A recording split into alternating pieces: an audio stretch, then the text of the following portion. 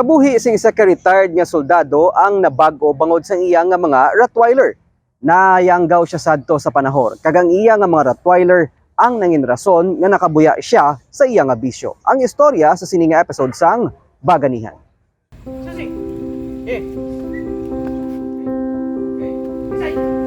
Ang magpaneling inspection sa Bacolod City Government Center nangin routine na. Sang Rottweiler nga sanday Cersei kag area upod kay retired Army Technical Sergeant Teodoro Labriaga kadaaga. Sa edad nga 50 anyos nangin kabahi na si Labriaga kag ang iya mga hinuptanan. Sang SAS Bacolod K9 nga among nagapasiguro nga safe ang mga nagakadto sa BCGC. 1998 sang nagserbe bilang combatant sang 303rd Infantry Brigade si Labriaga, tubtob nga nangin K9 handler sang Army sang 2008.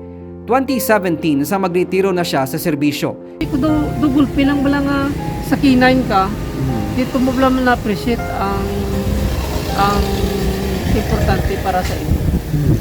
Kaya ang ido kung palanggaon mong ido, ang ido palanggaon ka man sang ido. Kasi ano ka dugay sang ido, ya kilala ka gina sang ido. Istorya niya nga sang mabato niya na ang retirement benefit na yanggaw siya sa panahor hasta nga ginbulagan siya sang iya asawa. Naglas ay man ang relasyon niya sa iya apat ka mga kabataan. Sang naubos ng iya kwarta, nagsugod man ang iya inagyan nga mga kabudlayan. Ang katikalon na kung gusto pag-retire mo, siyempre may kwarta ka. Ang katikal-tikal lang. Hindi gid madula sa ugali ang katikalon na. Ito mo na nga pag abot sa pensyon ko, sino ko milyonaryo. Galing kayo medyo masakit-sakit lang gawa kay TC Pabla. Nakuha ko mga 2.2 na didak sa loan. Sobra 1? Why? Mga 6. Ang nakuha ko mga 1.6. Ang nasugal ko bla mga sobragid mga 1.2. Ang 400 sa balay ng kagto kaya ang isa ko hindi lang kwarta na dula. Hasta si misis ko daw mapalayo na sa akin tungod sa akin. Masakit para sa akin. Pero baton ko na tungod sa lakom. Halos mawada na siya sang paglaom kag sang wala na siya makadtuan. Ang iya mga hinuptanan nga sanday Cersei kag Arya ang nagpabilin sa tupad niya. Daw sulubuan ko na sir. Kaya ko na sang may ko na sila. Paungo na sa sakit sila ikakapon ko. Daw ang tanan ko nga mga problema daw madula bala nagsaylo to sa ila. Sige lang at hindi lang ka mo magkasakit.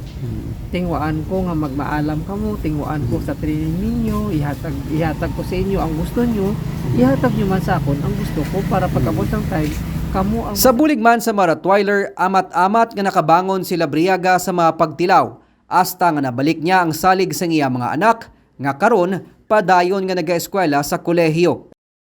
Wala gid kuya, as in nga wala gid kuya. Sometimes may gabot ka training ko, support ko na is 15,000. Dako na nga bulig para sa ako sa kabulan, 2 kabulan, 15,000 makasurvive na sa akong pamilya.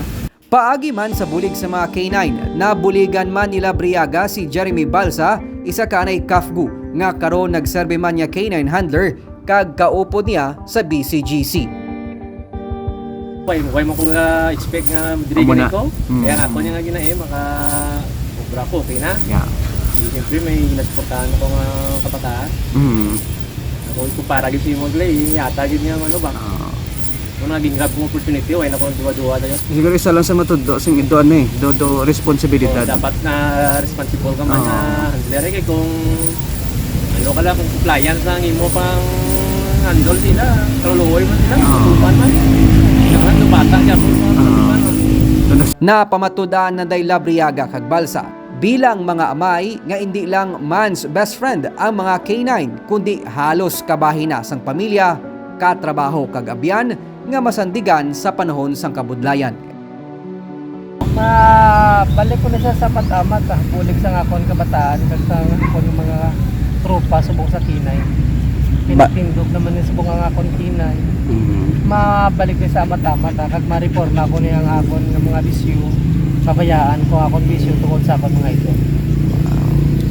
Para kay Labriaga, hindi niya man mabalik ang mga nadula sa iya nga pagpanahor, pero nagapati siya nga upod sa iya mga hinuptanan nga nagagiya sa iya sa matadlong nga alagyan, dalayon niya nga malampuasa ng mga pagpanghangkat sa iya kabuhi.